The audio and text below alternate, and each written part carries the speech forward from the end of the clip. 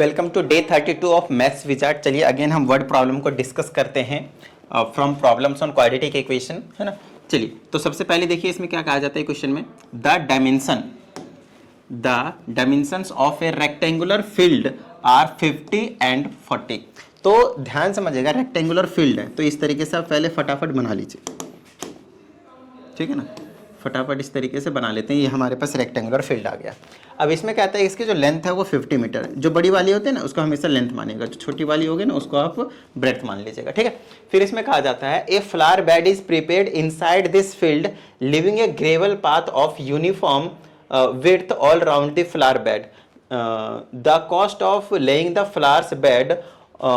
Flowers bed and gravelling the path at this end this. चलो पीछे की चीजें छोड़ते हैं, पहले ये जो ऊपर की चीजें गिवन है ना वो चीज मैं आप लोगों को समझाता हूं।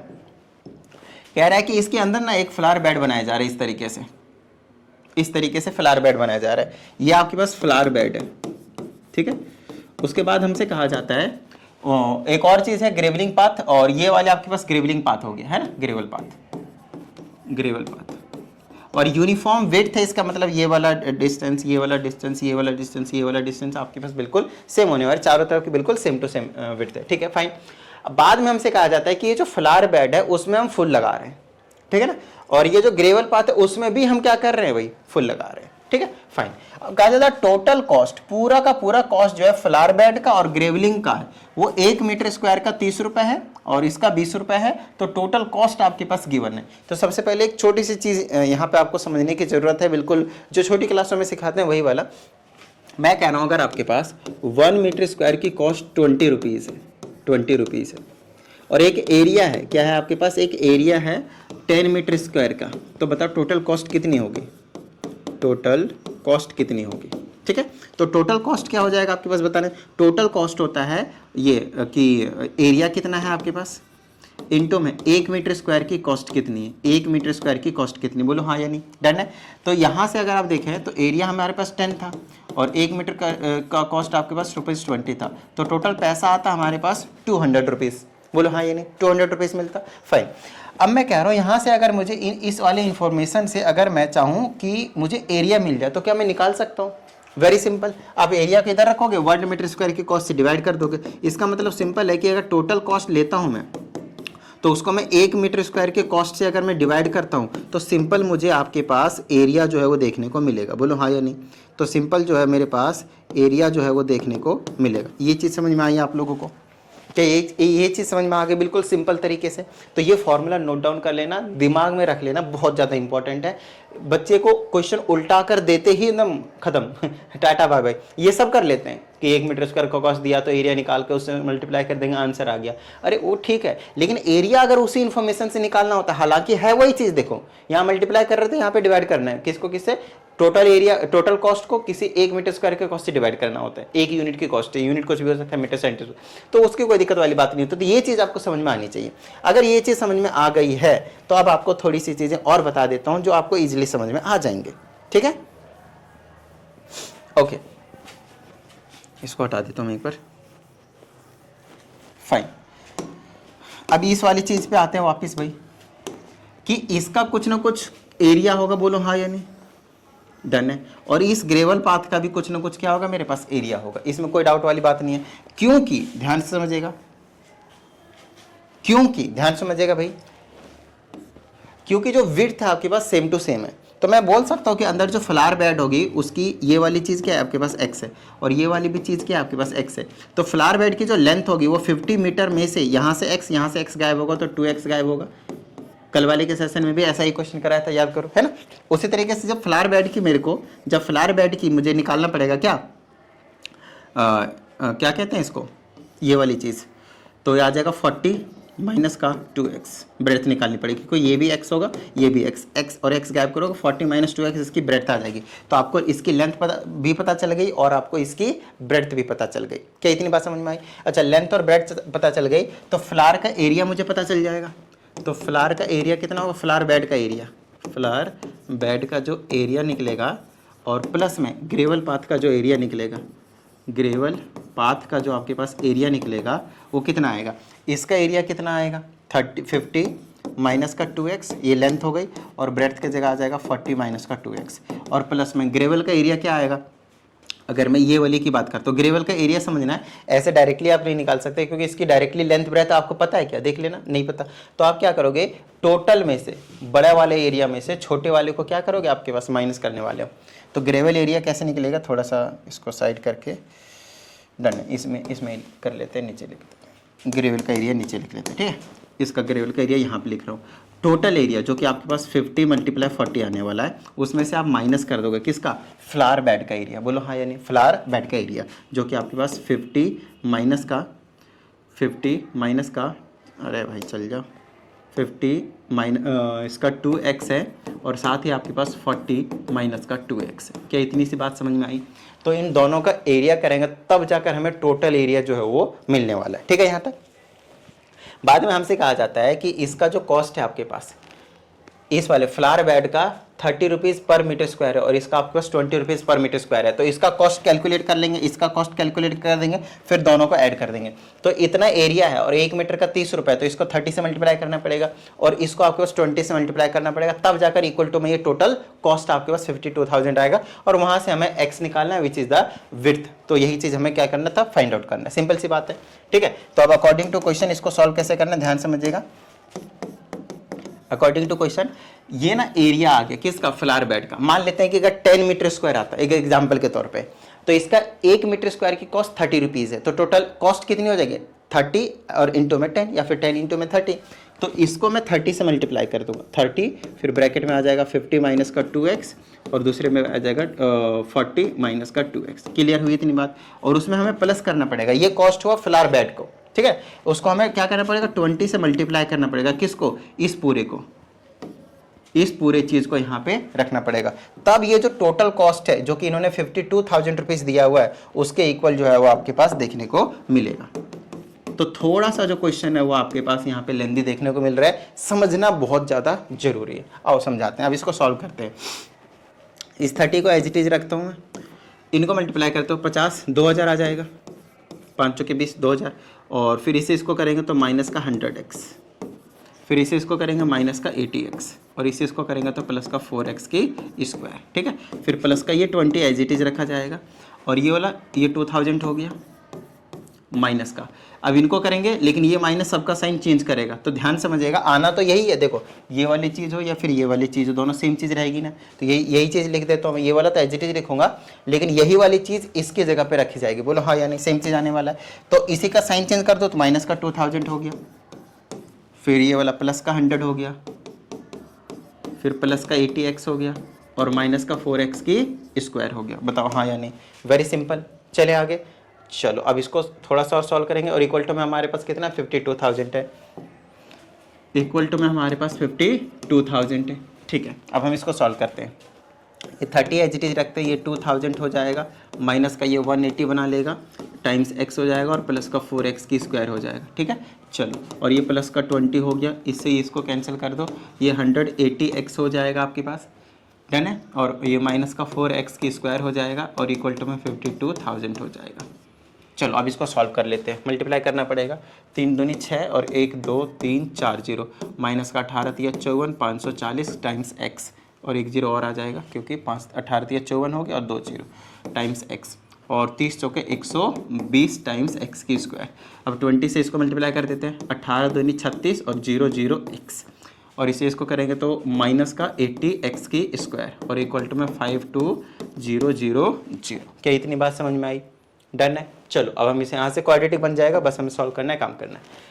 तो क्वाड्रेटिक लेते हैं तो ये वाला और ये वाला आएगा, तो 40x की स्क्वायर बचा भाई, डन है। तो इसको गायब करते हैं। x वाले कौन कौन से, एक ये है और एक आपके पास ये है, तो 18 ही बचेगा मेरे हिसाब से, 1800 है ना, तो माइनस का 1800 बच रहा है आपके पास, टाइम्स x, ये और ये भी हटा देते हैं।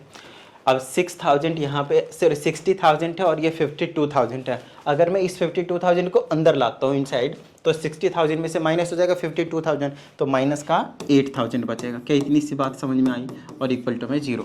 साफ साफ दिख रहा है कि ये सभी नंबर्स किसी ना किसी से कट रहे हैं। पहले तो एक एक जीरो हटाओ, तो ये बचेगा 4x की स्क्वायर माइनस का 180x और माइनस का 800, और किसे कटेगा? 4 से कट जाएगा, तो 4 से डिवाइड कर दो बोथ साइड, तो ये हो जाएगा x की स्क्वायर माइनस का 4 चौके 16 और 4 बचे 20x, 4 20 चौके 80, तो ये 200 आ जाएगा और इक्वल टू में 0। क्या इतनी सी बात समझ में आई? अब हमें ऐसा कुछ करना है कि मज़ा सा आ जाए और ये थोड़ा सा फैक्टराइज हो जाए।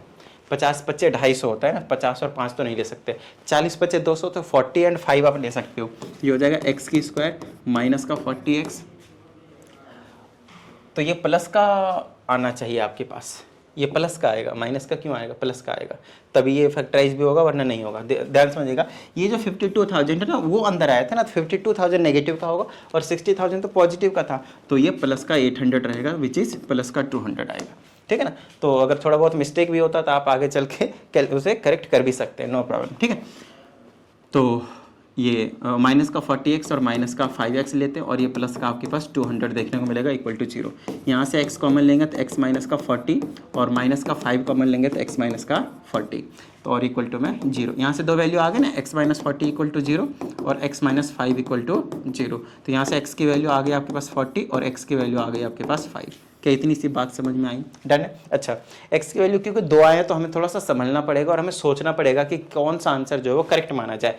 तो लेंथ ब्रेड्थ को देखो कितना कितना दिया है, 40 और 50 दिया है ना, 40 और 50 था ना, 50 और 40 था। तो कभी भी जो ब्रेड्थ है आपके पास, जो विड्थ जो आप बनाओगे, ग्रेवल की विड्थ जो बनाओगे, वो पूरा का पूरा बड़े रेक्टेंगल के जितना थोड़ी विड्थ बन जाएगी, फिर तो वो पॉसिबल ही नहीं है। तो ये जो x की वैल्यू है वो 40 पॉसिबल नहीं होगा, 5 मीटर जो है आपके पास वो करेक्ट आंसर माना जाएगा। यूनिट लगाना मत भूलिएगा, 0.5 मार्क्स उसके भी कट जाते हैं। ठीक है यहाँ तक? चलो, आई होप आप सभी को समझ में आया होगा। आइए अब इस वाले क्वेश्चन पे आते हैं। ये भी क्वेश्चन उसी टाइप का ही क्वेश्चन है, तो थोड़ा सा अच्छे से समझने की कोशिश कीजिएगा। ठीक है, आओ समझाता हूँ।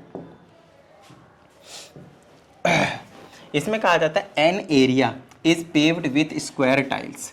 तो कोई एक एरिया है, हमें नहीं पता क्या है, और इसका कुछ स्क्वायर की टाइल है, उसका खुद का कुछ ना कुछ साइज तो नो डाउट होगा ही होगा।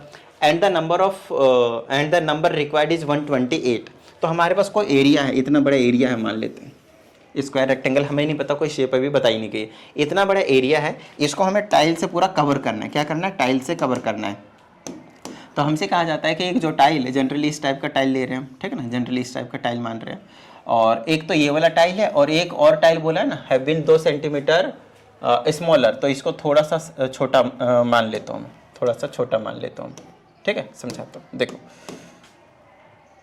ये कहाँ चले गए भाई, अपने आप गायब हो जाते हो भाई।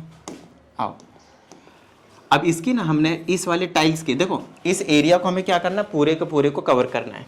तो ये मत देखिएगा ये छोटा सा है, इतना बड़ा टाइल बना दिया बस विजुअलाइजेशन के लिए। बहुत सारे ऐसे ऐसे टाइल्स हैं, तो कितने टाइल्स इसमें रख दूंगा, कितने टाइल्स इसमें रख दूंगा कि ये पूरा भर जाएगा, तो 128 है बड़े वाले टाइल्स के लिए। लेकिन अगर इसके साइड को मैं इसके एक्स मानता हूँ, तो सारे साइड एक्स लेते तो स्क्वायर टाइल्स को इन्होंने स्क्वायर बोला या नहीं बोला, ये चीज़ आप देख लीजिए। certain size and the number of required is this if the tiles have been 2 centimetre smaller from each side, तो स्क्वायर ही माना गया आपके पास, है ना, स्क्वायर ही, क्योंकि हर एक साइड से सेम बोल रखा है, तो स्क्वायर ले लो। तो नहीं, मैं उतने अच्छे तरीके से यहाँ पे फाइनेंस तरीके से बता नहीं रखा कि एग्जैक्टली स्क्वायर है, बट अपने अजम्पशन से हम कर लेते हैं। चलो एक्स और ये हो जाएगा 2 सेंटीमीटर कम कर दो, तो सभी कम कर देंगे, इसको सभी कम हो जाएगा। ठीक है यहाँ तक फाइन। तो अब हमारे पास 2 तरह के टाइल्स हैं। पहला टाइल्स हो गया जिसकी साइड एक्स है, जो कि 128 से ये कंप्लीटली फिल कर देगा, 128 टाइल्स है। और ये वाला टाइल अब की बार क्योंकि इसका साइज छोटा है, तो ये वाले हमें 200 टाइल्स लगेंगे, तब जाकर ये कंप्लीटली फिल्ड हो जाएगा। क्या इतनी सी बात समझ में आई? ठीक है, अब आगे चलो। कहता है कि prove the pave the same area. अच्छा, सेम एरिया के लिए find the size of the larger tile, मतलब ये वाले टाइल्स का हमें क्या करना है, साइज जो है फाइंड आउट करना है कि उसकी साइड कितनी होगी। मतलब सिंपल सी बात है, हमें एक्स की जो वैल्यू है वो फाइंड आउट करना है। ठीक है, यहाँ तक डन है। चले आगे। Okay fine. अब पहले एक चीज समझिए कि अगर मुझे ये पूरा का पूरा एरिया कवर करना है, पूरा का पूरा एरिया कवर करना है, तो कभी आपने ऐसा सुना हुआ है कि जब भी कभी हमें नंबर निकालना होता है ना, नंबर निकालना होता है, तो हम हमेशा क्या करते हैं, लार्जर अपॉन स्मॉलर करते हैं, लार्जर अपॉन स्मॉलर करते हैं। नहीं भी सुना है तो कोई बात नहीं, अब सुनिए, क्योंकि ये चीज़ें हमेशा काम आते हैं। सरफेस एरिया एंड वॉल्यूम वाले जो चैप्टर हैं आपके पास 3D वाले में, उसमें भी काम आता है, ठीक है, नंबर निकालने के लिए। नंबर कोई भी चीज़ होगा लार्जर अपॉन स्मॉलर, लेकिन ये दोनों सेम यूनिट होनी चाहिए। दोनों वॉल्यूम है तो दोनों वॉल्यूम होने चाहिए, दोनों एरिया है तो दोनों एरिया होने चाहिए, है ना। अगर लेंथ है तो दोनों ही लेंथ होनी चाहिए, तब जाकर आपके पास यूनिट जो है, रेशियो क्या होती है, सेम चीज़ों का रेशियो होता है, अलग अलग चीज़ों के रेशियो कभी नहीं निकलता। समझ रहे मेरी बात को। तो नंबर कभी भी निकालना, जैसे हमने ये वाले 128 टाइल्स जा रहे हैं, 128 टाइल्स जा रहे हैं, तो इसको मैंने 128 बोल दिया। क्या इतनी सी बात समझ में आई? क्या इतनी सी बात समझ में आई? डन है। अब यहाँ पे मैं एरिया की बात करूँगा तो लार्जर का एरिया ले लेता हूँ और मैं इसको स्मॉलर का एरिया ले लेता हूँ, ठीक है, यहाँ तक डन है। तो 128 हो गया, तो ये हो गया मेरे पास 128 टाइल्स हो गए, नंबर ऑफ टाइल्स हो गया, इसको हमने नंबर ऑफ टाइल्स बोल दिया, ठीक है। और वो किसके इक्वल है? लार्जर का एरिया, मतलब ये पूरा का पूरा एरिया था, उसका एरिया हमें नहीं पता कितना है, तो लिख लेता हूँ मैं लार्जर वाला एरिया। तो ये लार्जर एरिया और अपॉन में स्मॉलर एरिया। स्मॉलर एरिया क्या होगा? इस वाले का टाइल्स का एरिया, बोलो हाँ या नहीं, ठीक है। तो वो जगह x into x which is x का स्क्वायर, साइड का एरिया यही होता है। तो लार्जर का जो एरिया होगा, जो लार्जर का एरिया होगा वो कितना होगा बताना जरा? 128x की square is equal to larger का एरिया आया, बोलो हाँ या नहीं। समझ में आ रही इतनी बात? ये फर्स्ट इक्वेशन बोल दो आप, यहाँ से इसको फर्स्ट इक्वेशन बोल दो, ये लार्जर का एरिया आ गया। उसी तरीके से क्या मैं यहाँ से फिर से लार्जर का एरिया निकाल सकता हूँ इसके रिस्पेक्ट में?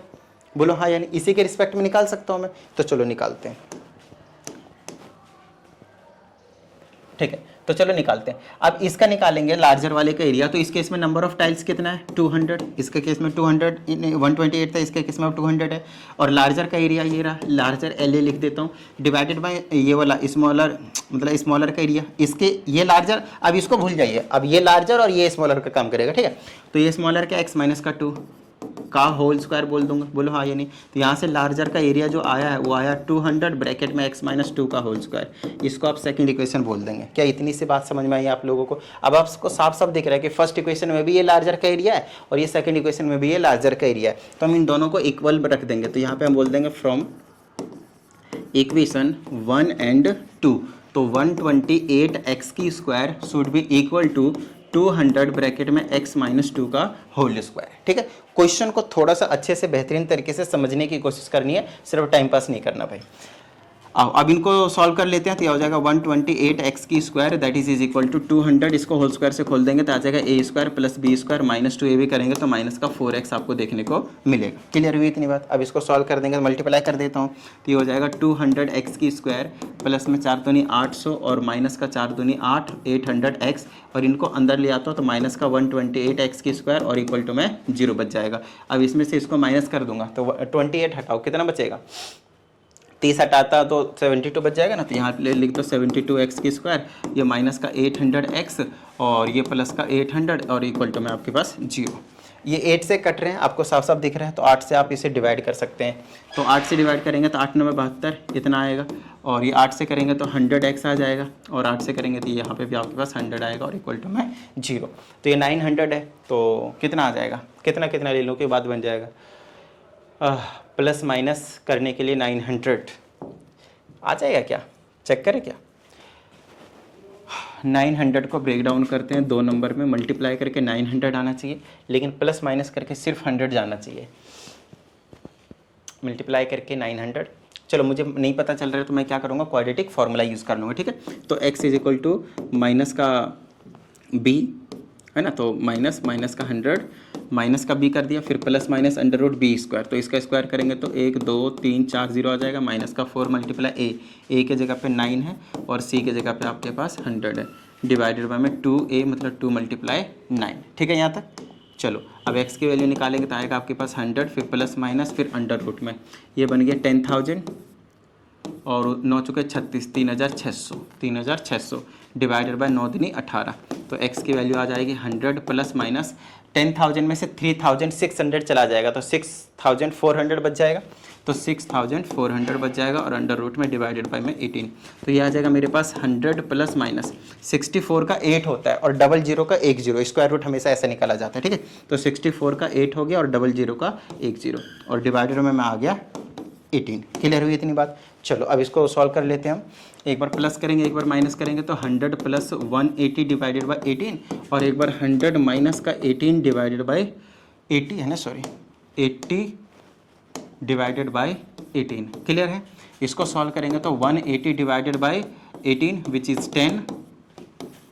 10 और यहाँ से आपके पास 100 माइनस 80 जो कि 20/18। तो डेसिमल में तो x नहीं हो सकते हैं, उसके साइड को हो सकते हैं, वैसे तो कोई प्रॉब्लम वाली बात नहीं है, 1 पॉइंट समथिंग में जाएगा, लेकिन 1 पॉइंट समथिंग में मैं समझाता हूँ ये वाला नहीं लेंगे वैसे तो। अच्छा क्यों नहीं लेंगे उसका लॉजिक भी आपको बताना पड़ेगा, मेंशन करना होता है, रीजन में लिखना होता है, समझाता हूँ। अब x की वैल्यू 10 होनी चाहिए, कितनी होनी चाहिए? 10 होनी चाहिए। और समझाता हूँ क्यों लेते हैं, क्यों कौन सा लेते हैं, क्यों नहीं लेते, ये सारी चीज़ें बता देता हूँ। देखो भाई इसकी साइड कितनी हमने निकाली? 10 सेंटीमीटर। मीटर में थे क्या इन्होंने कुछ भी नहीं बताया ना, सेंटीमीटर है, तो इसको हमने सेंटीमीटर लेंगे। ठीक है? अच्छा 10 में से 2 माइनस करेंगे तब तो 8 आएगा, ये तो परफेक्ट है। लेकिन अगर मैं 20/18 लेता हूँ तो 1 पॉइंट समथिंग आएगा, और 1 पॉइंट समथिंग में 2 माइनस नहीं हो सकता, मतलब वो वैल्यू हम कंसिडर नहीं करेंगे। तो ये आपके पास करेक्ट आंसर आ जाएगा कि साइड इसकी कितनी होनी चाहिए? आपके पास 10 होनी चाहिए।